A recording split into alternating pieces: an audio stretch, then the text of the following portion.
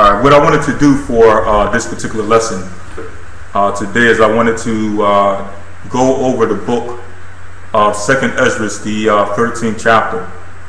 And the reason I wanted to do so is because a while back, a few weeks back, a few brothers from Egypt brought something to my attention based on a movie. I don't know if any of you seen this this new movie that just came out. I believe it was about a month ago or a few weeks ago. This movie called Battleship, okay, where it displays, I don't know if any of you seen it, but one of the scenes in the movie displays these basically UFOs coming out of the heavenly realm, coming from outer space, and then going into the waters, coming out of the waters, and then attacking the ships of both America, and I believe the other nation was either China or Japan. One of those Japhetic nations who also had their waters, or their ships within the waters along with the U.S. And they were asking, based on what this is saying, that sounds similar to what we read in the book of 2nd Esdras, the 13th chapter, where it speaks about a man coming out of the water. Okay? And I believe the question was something to the effect of, will there be angelic forces which will proceed from the waters? Okay? And the answer is yes. Okay? You will have angelic forces which will proceed from the waters. Okay? There's portals, or what they call windows, that are also contained within the waters. And that's what about a year and a half ago, there was this big thing about the Gulf of Aden. Okay, and how you had this vortex in the water with all these ships surrounding this particular vortex. Basically, what those are those they're windows, or what you call portals, in which spirits and angels travel through. Okay, so that is true. You will have angelic forces who will come out of the waters. But what we're reading in the book of 2nd Esdras, the 13th chapter, is quite different from that particular event of angelic forces coming out of the waters. Okay, we're going to go to the book of 2nd Esdras, the 13th chapter, and we're going to try to break it down as detailed, but at the same time as time efficient as possible. Okay, and we're going to get the understanding of what it was talking about, or what it means, or what it signifies in the book of 2nd Esdras, the 13th chapter, when it states, "Behold, a man coming out of the water." Or when Ezra seen that vision of the man coming out of the waters. Okay, so let's go to the book of 2nd Esdras, the 13th chapter and the first verse.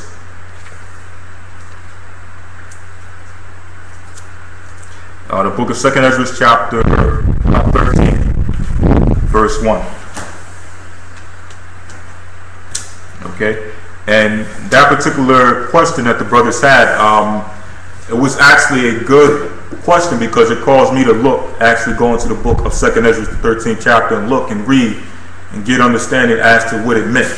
And, asking, is that how it's going to happen? Are you going to have ships who go down into the waters and come up, so on and so forth?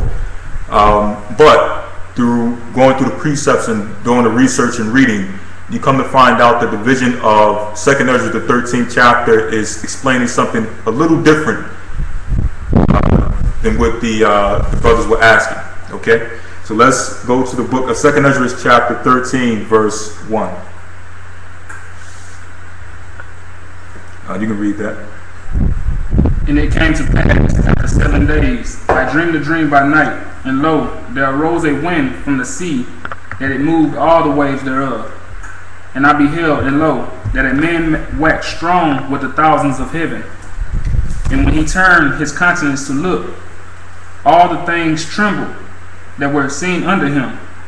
And whensoever the voice went out of his mouth, all they burnt that heard his voice, like as the earth fell it when it filleth the air, when it filleth the fires." Excuse me. So we're going to get the understanding as to what that's talking about. Okay, what? "And after this I beheld, and lo, there was gathered together a multitude of men out of number." So it says there was gathered a multitude of men out of number.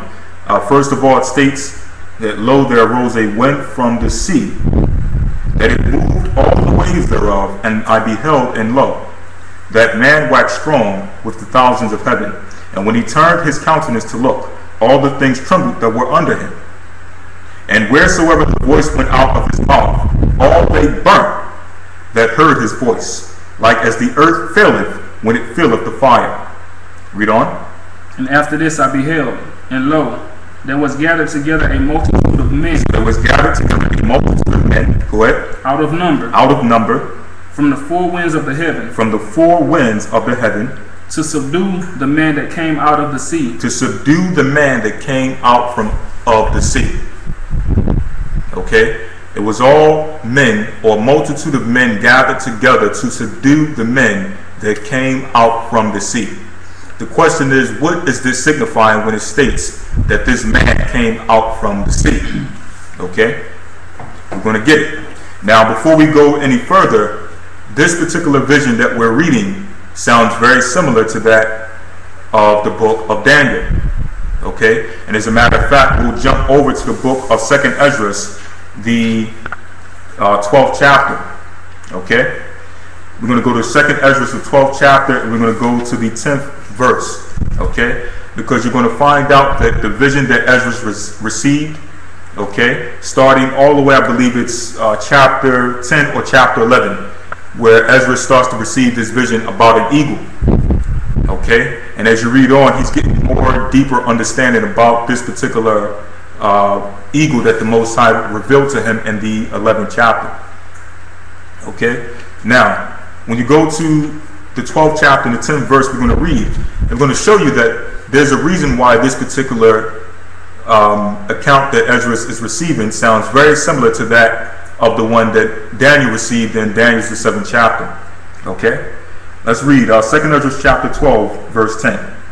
And he said unto me, this is the interpretation of the vision. So he says, and he said unto me, this is the interpretation of the vision. So now the Most High is going to give, or the angel is going to give Esdras the interpretation of the vision of the eagle that he's seen in the chapter prior, the 11th verse, carrying over into the 12th chapter, the 11th chapter, carrying over into the 12th chapter. Go ahead.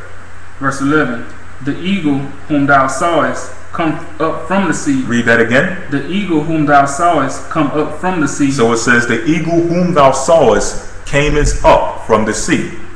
Similar to the man who came out of the sea in the 13th chapter. Okay, so now we're hearing two different accounts of something coming out of the sea. The question is why? We're going to figure this out. Go ahead. Is the kingdom which was seen in the vision of thy brother Daniel. So he says, this eagle which thou sawest coming from the sea is the same eagle, okay, or is the same vision that was revealed unto thy brother Daniel. Okay, what vision was revealed unto Daniel? Let's hold this and let's go to the book of Daniel, the 7th chapter. Okay, we're going to hold this and we're going to go to the book of Daniel, the 7th chapter, to get the vision that was revealed unto Daniel. Okay, go ahead. Daniel chapter 7, verse 1. In the first year of Belshazzar, king of Babylon, Daniel had a dream and visions of his head upon his bed. Then he wrote the dream and told the sum of the matters.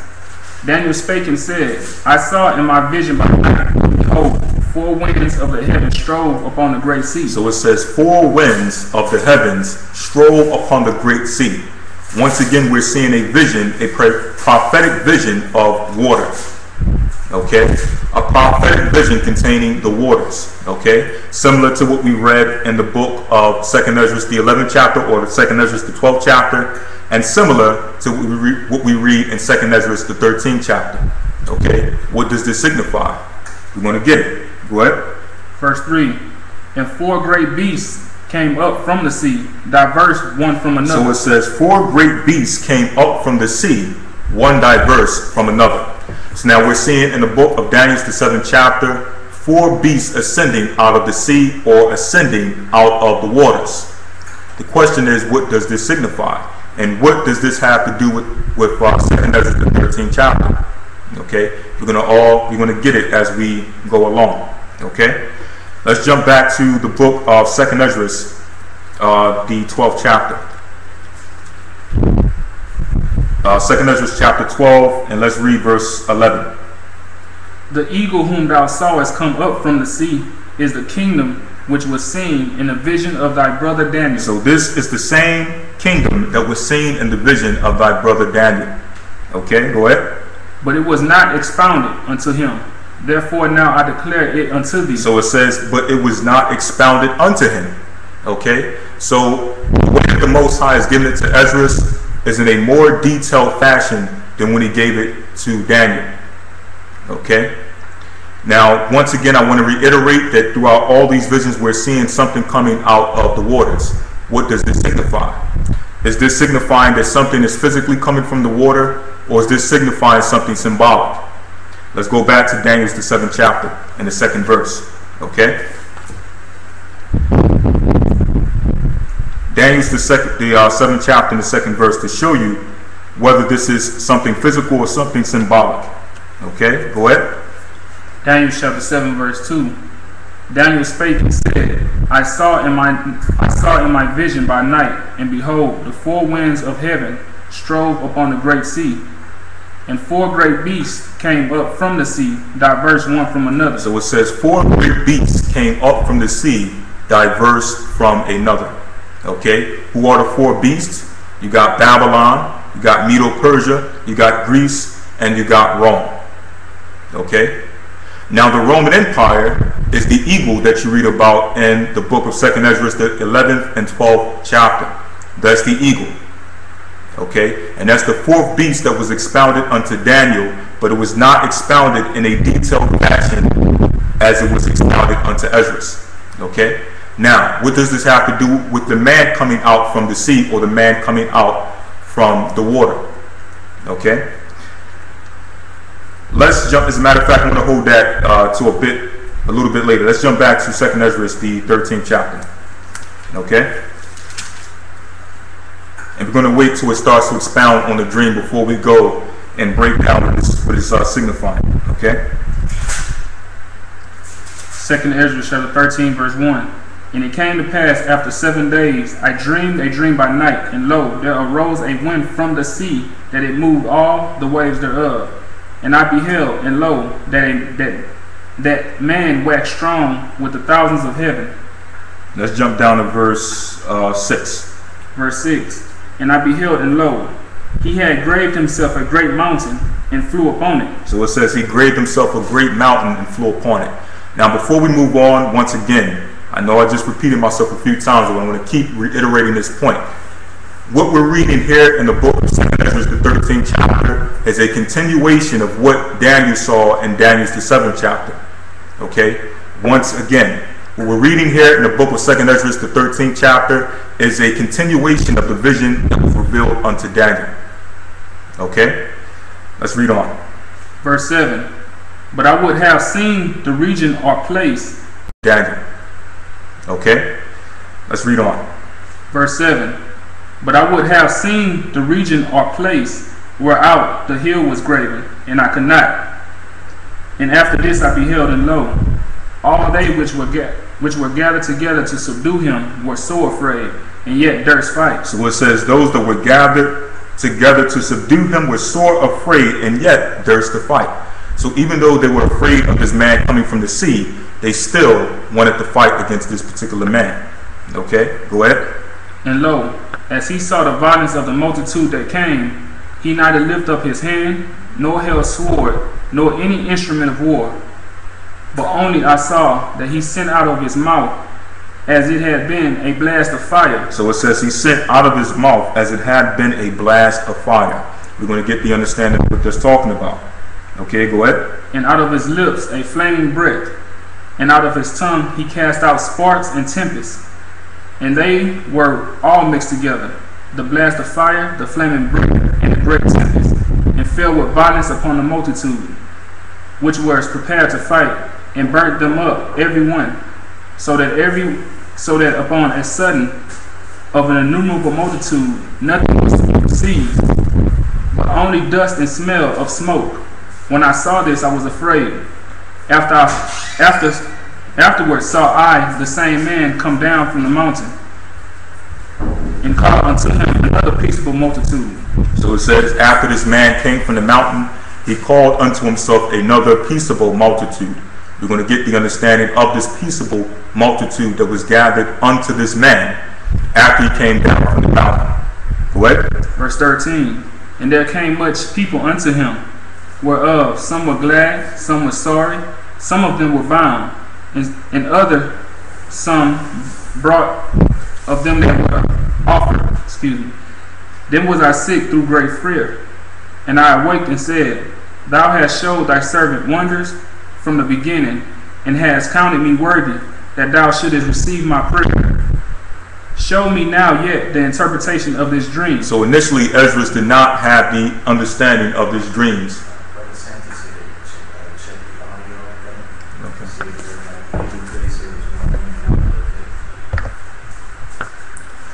Can everyone hear me clearly, Khan? I'm getting word that the audio is not that good. Okay, Brother Judah said that it's clear. I'm going to try to turn it up a little bit to make sure that everyone can hear. Okay? Okay. So now, initially Esdras did not have the understanding. We're in the book of 2nd Esdras chapter 13 verse 15. So initially Esdras did not have the interpretation or the understanding as to what the angel was showing him. Okay? So now he's asking to receive the interpretation of this dream or the understanding of this dream. Okay? Go ahead. Verse 16.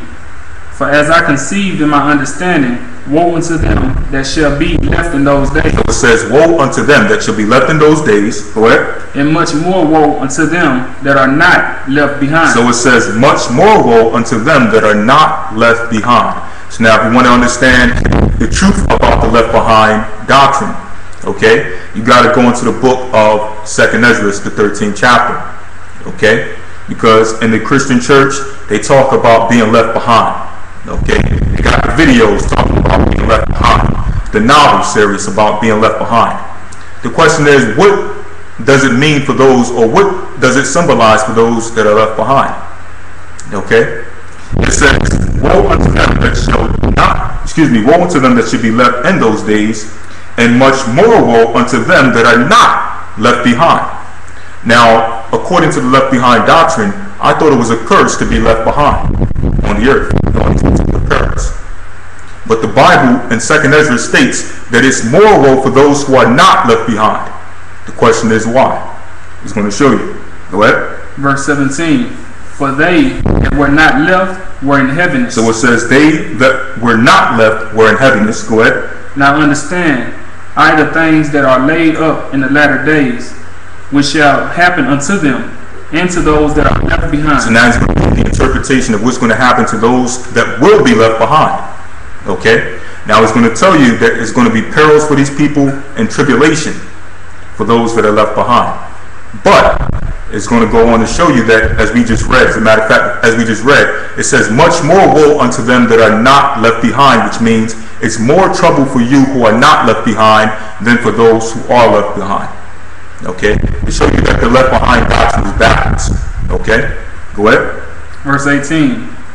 Now I understand the things that are laid up in the latter days, which shall happen unto them and to those that are left behind. What? Therefore are they come into great perils and many necessities. So it says these people will come into great perils and necessities.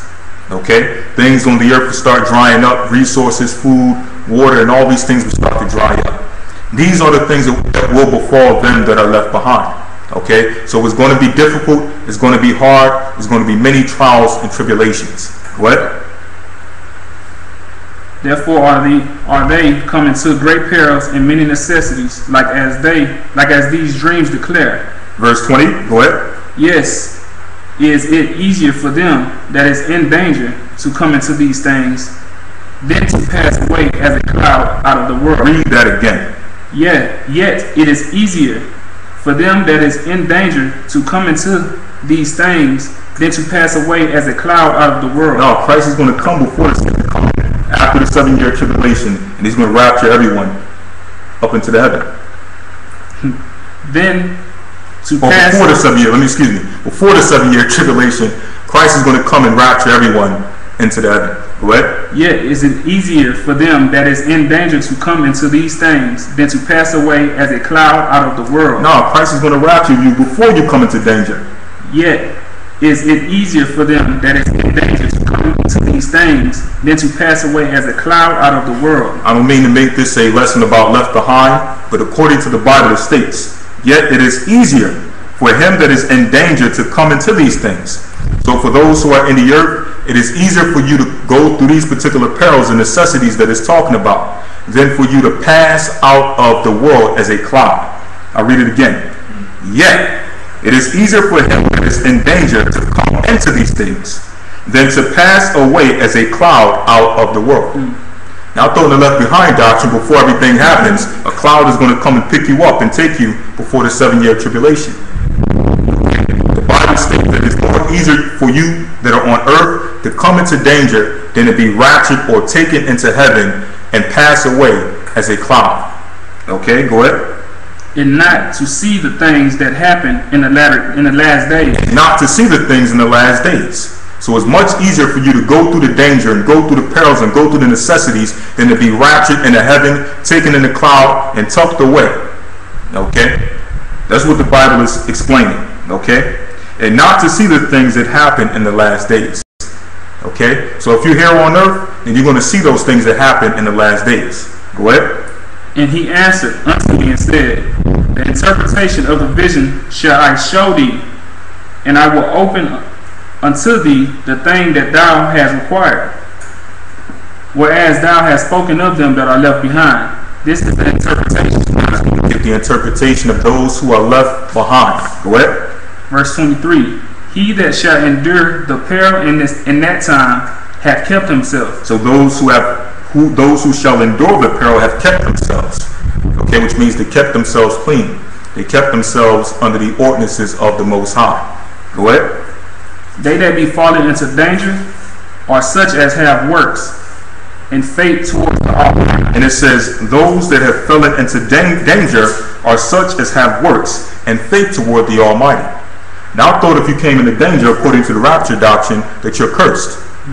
Okay? I thought all those who had faith in the Most High were going to be raptured. And all those who didn't believe in the Most High and had no faith are going to be left on the earth, and they're going to be left to go through the 7 year tribulation. That's what they tell you according to the rapture doctrine. But the Bible states that they who have faith in the Most High will go through the perils, they will endure through the perils, and they will go through much danger. Okay? Go ahead. Verse 24. Notice therefore that they which they will endure through the perils, and they will go through much danger. Okay? Go ahead. Verse 24. Notice therefore that they which be left behind are more blessed than they that be dead. Read that again. Notice therefore that they which be left behind are more blessed than they that be dead. So now if you're left behind, you're cursed.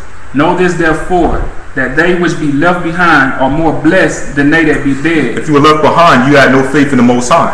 Notice therefore that they which be left behind are more blessed than they that be dead. No, if you were left behind, you were sinner, condemned to hell, or is going to be condemned to hell. Go ahead. Know this therefore, that they which be left behind are more blessed than they that be dead. The Bible states that they which are left behind are more blessed than them which be dead. Okay? Tearing the left behind doctrine in half. Okay? Tearing it asunder. Go ahead. Verse 25. This is the meaning of the vision, whereas thou sawest a man coming up from the midst of the sea. So now this is the interpretation of the vision of the man coming up from the sea. Okay? Now I mentioned earlier that this is a symbolic sea. Okay?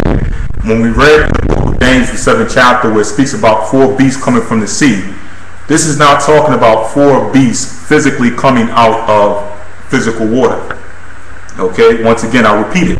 This is not talking about 4 physical beasts coming out of physical water. Okay? This water is symbolic, and the beasts that it's talking about are symbolic. Okay? What do the beasts represent? Let's go to the book of Daniel chapter 7 verse 17. Daniel chapter 7 verse 17 to show you what the beast represent. Go ahead. These great beasts which are four. These great beasts which are four. Are four kings. Are what? Are four kings. These are four kings, four empires, or four powers. Go ahead. Which shall arise out of the earth. Which shall arise out of the earth. Go ahead. But the saints of the Most High shall take the kingdom. Now it says the saints of the Most High shall take the kingdom. We'll touch on that later. But let's go back to the book of 2 Esdras, the 13th chapter. Okay. Now we got the understanding of the beast. Okay. When we read the 12th chapter, the 10th verse, it states that the eagle came from out of the waters. And that this eagle that came out of the waters is the same vision or the same beast that Daniel saw. Okay. So now, what does it mean when it states that these particular entities came out of the water? What do the water represent? Let's go to the book of Revelation, chapter 17, verse 15. Okay? Revelation, chapter 17, verse 15.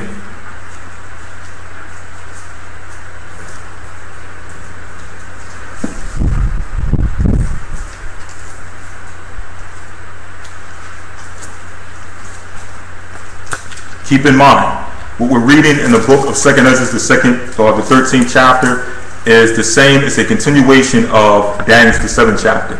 It also links to Revelation, the 13th chapter, and Revelations, the 17th chapter. Okay, all these particular prophecies are intertwined. Okay, dealing with the same empire, the same beast, the same kingdom. Okay, Revelation chapter 17, verse 15. And he said unto me, the waters which thou sawest. So it says, the waters which thou sawest. Keep in mind, Daniel the 7th chapter talks about a sea, or Daniel the 7th chapter talks about a sea, and 2 Esdras the 13th chapter speaks about a sea, or a man coming up out of the water. Okay, what do the waters or the sea represent? Go ahead. The waters which thou sawest, where the horse sitteth. Where the horse sitteth, go ahead. Are peoples, in multitudes, in nations, in tongues. So when you read about these waters in prophecy, it's talking about nations, peoples, kindreds, and tongues. Okay? It's talking about nations, peoples, kindreds, and tongues in which these beasts would rule over. Okay? So that's what it's talking about when it speaks about the waters in 2 Esdras, the 13th chapter. Okay? Let's go back to 2 Esdras 13. Okay? Go ahead. 2 Esdras chapter 13, 25. This is the meaning of the vision. Whereas thou sawest a man coming up from the midst of the sea, the same is he whom the Most High, the highest, hath kept in great season, which by his own self shall deliver his creature, and he shall order them that are left behind. So this person who the Most High hath kept for a great season would be used by the Most High to deliver them that are left behind. The question is, who is this man ascending out of the sea? I want to ask you all out there. Who is this man ascending out of the sea?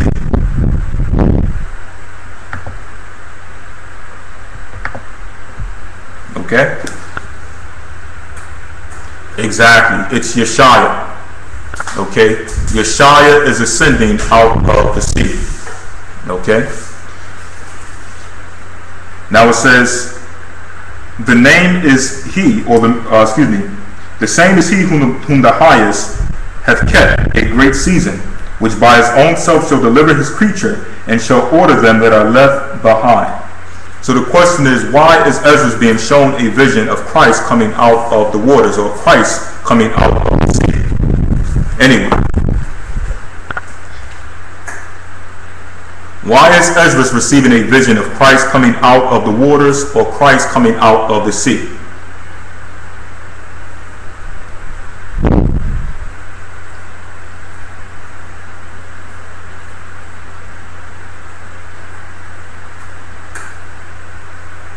Anyone?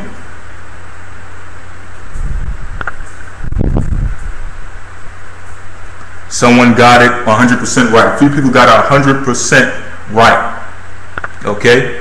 When it shows Christ coming out of the water, that's symbolic of what you read in Daniel the 7th chapter. Let's hold that and get Daniel 7, Let's go back to Daniel 7. I apologize that we have to jump back and forth, okay? But when you read about Christ coming out of the water, I apologize, I cut out for a second. Once again, we're in the book of Daniel, the 7th chapter. And as a few people just mentioned who answered the question correctly, they stated that Christ coming out of the waters signifies that Christ, or is showing a vision or a symbology of the kingdom that's coming after the Roman Empire, okay? Or signifying Christ bringing a new kingdom, okay? After the 4 beasts are destroyed, okay? Let's go back to Daniel the 7th chapter. Let's read the 2nd verse. Daniel chapter 7 verse 2. Daniel spake and said, I saw in my night vision by night, and behold, the 4 winds of the heaven strove upon a great sea. And 4 great beasts came up from the sea, diverse one from another. So it says 4 great beasts came up from the sea, diverse from one another. Once again, the 4 beasts are Babylon. Okay? At the bottom of Babylon, you had Medo-Persia. At the Medo-Persia, you had the Grecian Empire. After the Grecian Empire, you had the Roman Empire. The question is, which empire would rule after the Roman Empire?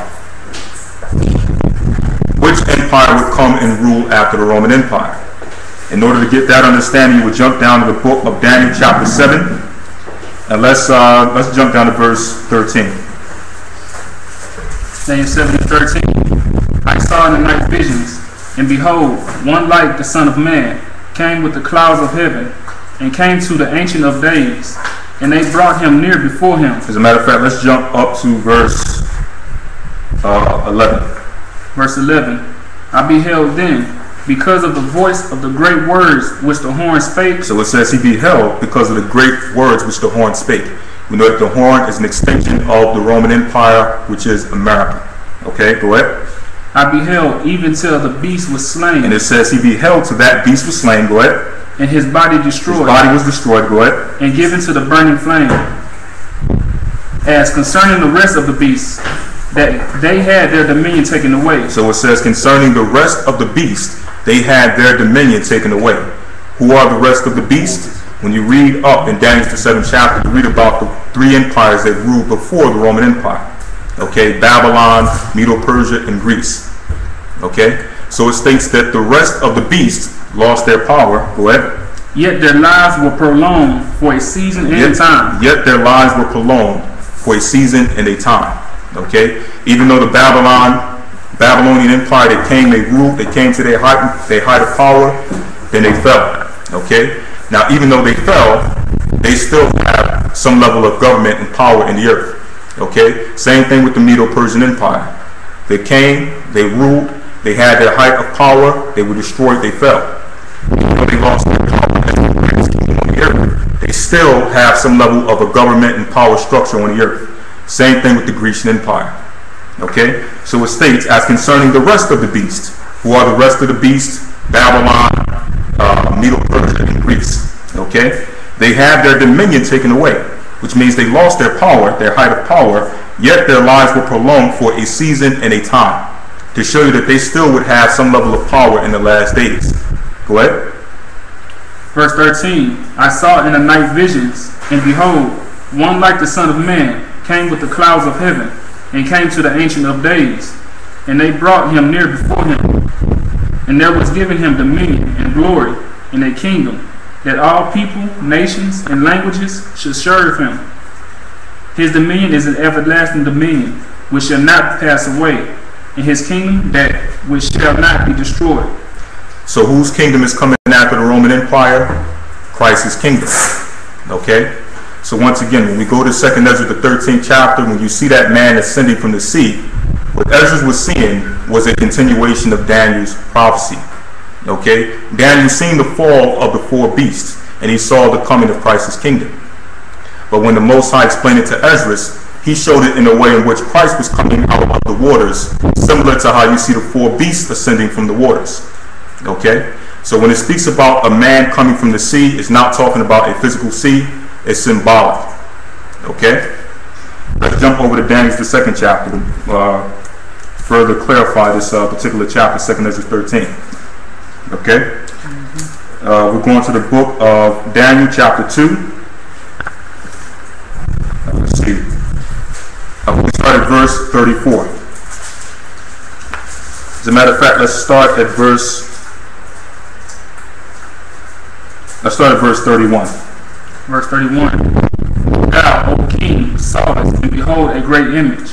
This great image, whose brightness was excellent, stood before thee, and the form thereof was terrible. This image's head was of fine gold, his breasts and his arms of silver, his belly and his thighs of brass, his legs of iron, his feet part of iron, and part of clay. So once again, this is a vision of the 4 kingdoms that will rule over the earth. Okay, Babylon, Medo-Persia, Greece, and Rome. Okay, go ahead. Verse 34. And once again, it's being expounded in another fashion. And this particular chapter is being showed or expounded in the form of a statue. Okay, and Daniel 7 is being expounded or explained as beasts arising from a sea. Okay, go ahead. Verse 34. Thou sawest till that a stone was cut out. Before we go there, let's go back to 2 Esdras, the 13th chapter. Okay, before we go there. 2 Esdras chapter 13, verse, where do we leave off at? 26. 2 Esdras chapter 13, verse 26. Verse 26. The same is he whom the Most High, the highest, hath kept a great season, which by his own self shall deliver his creature, and he shall order them that are left behind. And it says he shall order them that are left behind. Okay, once again showing you that the left behind doctrine is backwards. Okay, Christ is coming to order them that are left behind, not condemn them to hell. Okay, those, as we read earlier, it's easier for people during that particular time period to go through dangers than to pass away as a cloud out of the earth. Okay, proving to you that nobody is going to get raptured. Okay, let's jump to verse 27. Verse 27. And whereas thou sawest that out of his mouth there came a blast of wind, fire, and storm, and that he held neither sword nor any instrument of war, but that the rushing in of him destroyed the whole multitude that came to subdue him. This is the interpretation. Now he's giving the interpretation of the fire that came or proceeded out of his mouth. Okay, go ahead. Behold, the days come when the Most High will begin to deliver them that are upon the earth. And he shall come to the astonishment of them that dwell on the earth. And one shall undertake to fight against another, one city against another, one place against another, one people against another. So that's similar to what you read in the book of Matthew chapter 24, verses 6 through 7, where it speaks about nation shall fight against nation, kingdom against kingdom, so on and so forth. Okay, that's talking about the wars that would take place in the earth. Okay, both on the empire level, kingdom versus kingdom, which means empire versus empire, and nation versus nation, which is nationality versus nationality. Okay, go ahead. In one realm against another. In one realm against another, to show you that it's also going to be spiritual wars taking place. Wars taking place in the spiritual realm. Okay, go ahead. And the time shall be when these things shall come to pass, and the signs shall happen which I showed you before. And then shall my son be declared. So it says his son shall be declared. Go ahead. Whom thou sawest as a man ascending. As thou sawest as a man ascending. Okay, so when Ezra saw this vision, he saw a vision of Christ ascending out of the sea, similar to how you've seen the 4 beasts ascend out of the sea in Daniel's 7th chapter. Okay, what is this signifying? This is signifying Christ bringing the kingdom, bringing the Most High's kingdom. Okay, go ahead. Verse 33. And when all the people hear his voice, every man shall in their own land leave the battle they have one against another, and an innumerable multitude shall be gathered together, as thou sawest them, willing to come, and to overcome him by fighting. Now you can read also about that in the book of Revelation, the 17th chapter. As a matter of fact, we can get that real quick. Revelation chapter 17, verse 12 through 14.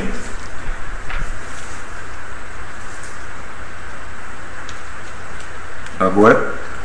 Revelation chapter 12, 17 and 12. And the 10 horns which thou sawest are 10 kings, which have received no kingdom yet, but receive power as kings 1 hour with the beast. So real quick, these are the 10 powers or the 10 horns that extended from the Roman Empire. Okay, go ahead. Verse 13, these have one mind, and shall give their power and strength unto the beast. So it says, these have one mind and shall give their power and their strength unto the beast, which means they shall be in one accord in a one world order or a one world government structure.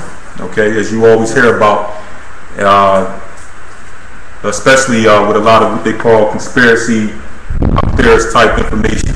Okay, go ahead. Verse 14, these shall make war with the Lamb. It says, these shall make war with the Lamb. Okay, so that's what you're reading about when you read in 2nd Esdras, the 13th chapter, about these men making an agreement with themselves to stop fighting each other and to come together and fight against the man who came out of the sea. Go ahead. Esdras, the 13th chapter, about these men making an agreement with themselves to stop fighting each other and to come together and fight against the man who came out of the sea. Go ahead. And the Lamb shall overcome them. And it says the Lamb shall overcome them. Okay, so we know the end result of that particular war. Let's also get Revelation chapter 16, verse 12.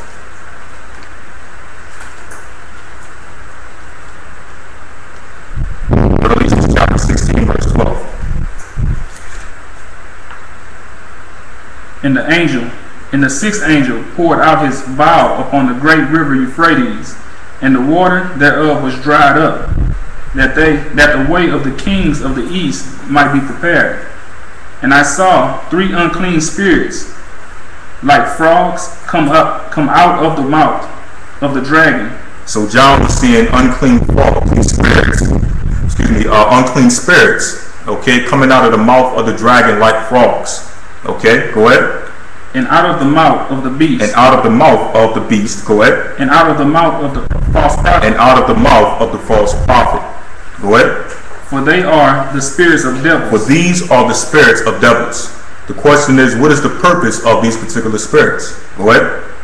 For they are the spirit of devils working miracles, which go forth unto the kings of the earth and of the whole world, to gather them to the battle of that great day of the Most High Almighty. So it says, for they are the spirits of devils working miracles, which go forth unto the kings of the earth, to show you that the kings of the earth are dealing with these spirits who came out of the mouth of the dragon, the false prophet, and the beast. Okay? And it says they are working miracles. This is their technology that they revealed to the kings of the earth. Okay? It says, and of the whole world together, to gather them to the battle of the great day of the Almighty power. Okay, so eventually these spirits is causing the kings of the earth to one day gather themselves into that valley of Jehoshaphat to meet their judgment. Okay, go ahead.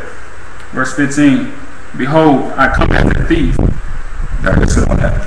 Let's go back to 2nd Esdras 13. Well, just go ahead and finish up what you're doing and I'll come. All right. Let's go back to 2nd Esdras, the 13th chapter.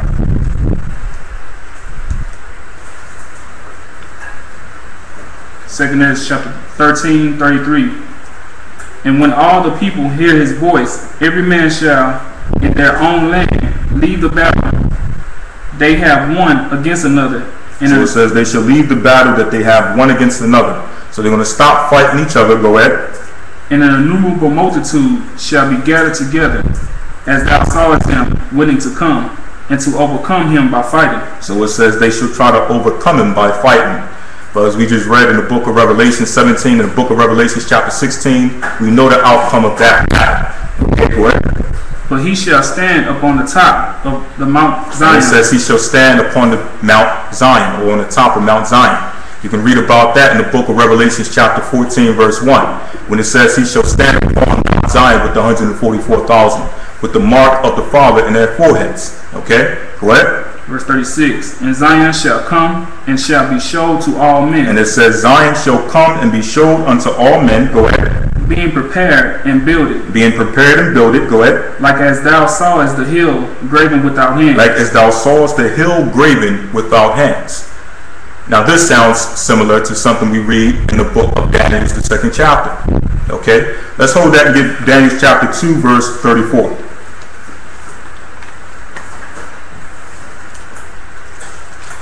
Okay, and once again, this is clarifying that what we read in 2nd Ezra, the 13th chapter, is symbolic. Okay, it's a continuation, as we read in 2nd Ezra chapter 12, verse 10 through 11.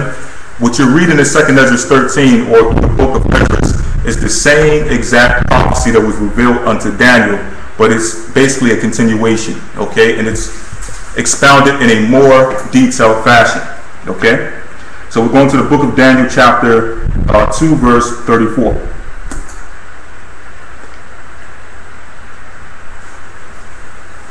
Go ahead. Thou sawest till that a stone was cut out without hands, which smote the image upon his... Read that again. Thou sawest that till that a stone was cut out without hands. So it says he's seen a stone cut out without hands. I'll read it again in 2nd Ezra chapter 13, verse 36. And Zion shall come and shall be showed to all men, being prepared and builded, like as thou sawest the hill without, or graven without hands.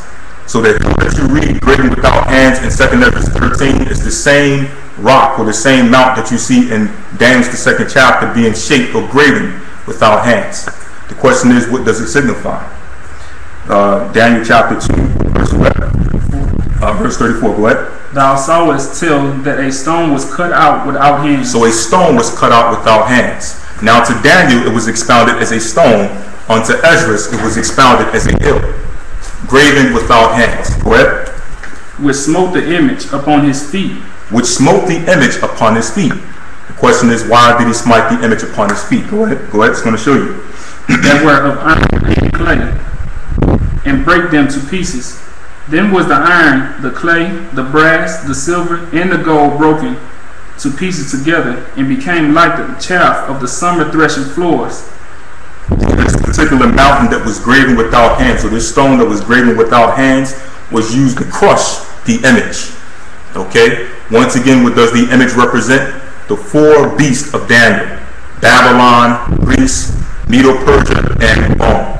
Okay? So that stone graven without hands was used to crush this particular image. Go ahead.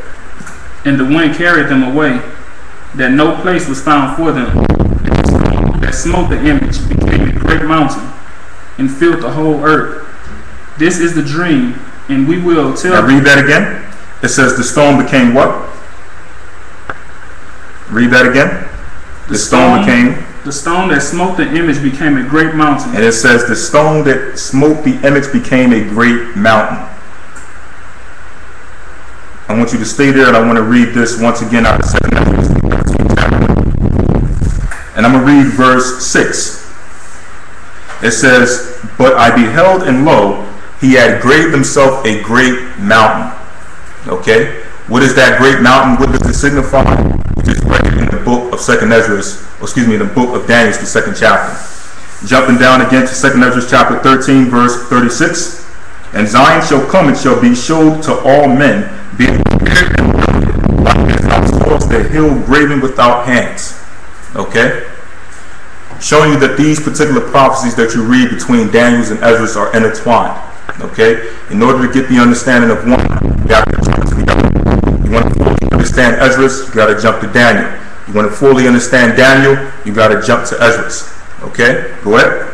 And the stone that smote the image became a great mountain, and filled the whole earth. It says that great mountain became or filled the whole earth. That was the mountain that was graved without hands in 2nd Ezra, the 13th chapter. Go ahead. Verse 36. This is the dream, and we will tell the interpretation thereof before the king. Thou, O king, art a king of kings. For the Most High of heaven had given thee a kingdom, power, and strength, and glory. And whatsoever the children of men, the beasts of the field, and the fowls of the heaven, had he given it into thy hand, and had made thee ruler over them all. Thou art this head of gold. So he told the king of Babylon that he was the head of gold. What? And after thee shall arise another kingdom, So another kingdom shall arise. Go ahead. Inferior to thee. Inferior to thee. We know that that kingdom was the Medo-Persian Empire. What? And another third kingdom of brass. The third kingdom of brass, the kingdom of Greece. Go ahead. Which shall bear rule over all the earth. And the fourth kingdom shall be strong as iron. And the fourth kingdom shall be strong as iron. The Roman Empire. Go ahead. For as much as iron breaketh in pieces and subdueth all things, and as iron that breaketh all these, shall it break in pieces and bruise. And whereas thou sawest the feet and toes. So it says it shall break in pieces and bruise, talking about the conquest of the Roman Empire. Okay, how it would break down and colonize the earth. Go ahead. Verse 41. And whereas thou sawest the feet and toes, part of potter's clay and part of iron, the kingdom shall be divided, but there shall be in it of the strength of the iron. For as much as thou sawest the iron mixed with miry clay, and as the toes of the feet were part iron and part of clay, so the kingdom shall be partly strong and partly broken. And whereas thou sawest iron mixed with the miry clay, they shall mingle themselves with the seed of men. So it says, with this empire, it says they shall mingle themselves with the seed of men. Okay? Talking about a foreign seed, something outside of man, mixing itself with the seed of man. Okay? Go ahead. But they shall not cleave one to another, even as iron is not mixed with clay. But they shall not cleave one to another, even as iron is mixed with clay. Go ahead. And in the days of these kings shall the power of heaven set up a kingdom. So in these days shall the God of heaven set up a kingdom. Okay? How was that kingdom showed unto Esdras? It was showed as the man coming out of the sea, like a new kingdom in Jerusalem. Go ahead. Which shall never be destroyed. Which shall never be destroyed. Go ahead. And the kingdom shall not be left to other people. And the kingdom shall not be left to other people. We cover this all the time. The other nations will never again rise up to power to rule over the nation of Israel. Okay? Ishmael will never come after Christ's kingdom to rule over the nation of Israel again. Okay? Edom after the kingdom of Christ will never come to rule over the nation of Israel again. Moab and Ammon will never rule over the nation of Israel again after Christ's kingdom. So this kingdom will not be left unto other people as the other beasts were left unto other people. Okay? Go ahead. But it shall break in pieces and consume all these kingdoms. It said it shall break into pieces and consume all these kingdoms. Go ahead. That's what it signified when it showed this stone or this mountain graven without hands crushing the image. Okay? And it shall stand forever. For as much as thou sawest that the stone was cut out of the mountain without hands, and that it brake in pieces the iron, the brass, the clay, the silver, and the gold, the great power had made known to the king what shall come to pass hereafter, and the dream is certain, and the interpretation thereof sure. So it says, verse 45, for as much as thou sawest that the stone was cut out of the mountain without hands, and that it, verse 45, for as much as thou sawest that the stone was cut out of the mountain without hands, and that it brake in pieces the iron, the brass, the clay, the silver, and the gold, the great power hath made known to the king which shall come to pass hereafter. Okay? And the dream that is certain. Okay? Now let's jump back to 2nd Esdras 13 and we can close this out. 2nd Esdras chapter 13. Let's what verse did we leave off? 35. Verse 30, start verse 36. Verse 36.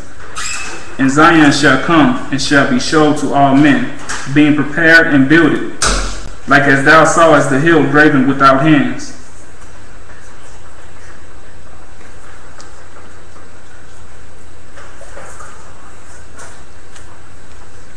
Yeah, go ahead. And Zion shall come and shall be showed to all men, being prepared and builded, like as thou sawest the hill graven without hands. Okay, so Zion being builded and prepared is that same vision you've seen in Daniel, the second chapter, with the hill that was graven without hands. Okay? Go ahead. Verse 37. And this, my son, shall rebuke the wicked inventions of those nations. Which wicked inventions, their weaponry, okay, their technology that they will try to use to fight against Christ. Go ahead. Which for their wicked life are fallen into the tempest, and shall lay before them their evil thoughts, and the torments wherewith they shall begin to be tormented, which are like unto a flame, and he shall destroy them without labor. Now, real quick, just to explain it through, when he speaks about the fire coming out of his mouth and him consuming these nations with the spirit coming from his mouth, with fire coming from his mouth, that's similar to what you read about in 2 Thessalonians, the 2nd chapter, where it speaks about that wicked will be revealed, who he shall consume with the spirit of his mouth. Okay, you also can read about that in the book of Isaiah, the 11th chapter, where it states that he will smite the nations with the rod of his mouth, or that in his mouth shall come out a two-edged sword, like you read in the book of Psalms. Okay. When you read on, it gives the understanding of the peaceable multitude, who we know are the 10 tribes who came over to the Americas after the Assyrian captivity, okay, to dwell, to uphold the statutes of the Most High. Of course, that's before they went back into following the gods of the nations and the practices that they followed that put them in captivity in the first place. Okay, but nonetheless, the peaceable multitude are the 10 tribes who were carried away during the time of Solomon the king, and shall return again in the last days in the same fashion in which they came over the waters to the Americas. Okay, so next we're going to pass over the segment to Elder Rawchaa. All right, this is going to be only about a half hour. Okay.